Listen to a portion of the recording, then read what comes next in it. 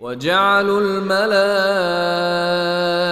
الَّذِينَ هُمْ عِبَادُ الرَّحْمَنِ إِنَاثًا أَشَهِدُوا خَلْقَهُمْ سَتُكْتَبُ شَهَادَتُهُمْ وَيُسْأَلُونَ۔ اس کے علاوہ انہوں نے فرشتوں کو جو خدائے رحمان کے بندے ہیں مؤنث بنا دیا ہے، کیا یہ لوگ ان کی تخلیق کے وقت موجود تھے؟ ان کا یہ دعویٰ لکھ لیا جائے گا اور ان سے باز پرس ہوگی۔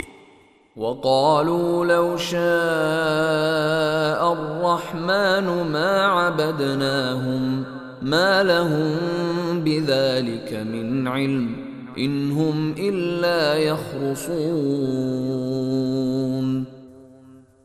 اور یہ کہتے ہیں کہ اگر خدائے رحمان چاہتا تو ہم ان فرشتوں کی عبادت نہ کرتے، ان کو اس بات کی حقیقت کا ذرا بھی علم نہیں ہے، اور ان کا کام اس کے سوا کچھ نہیں کہ اندازوں کے تیر چلاتے ہیں۔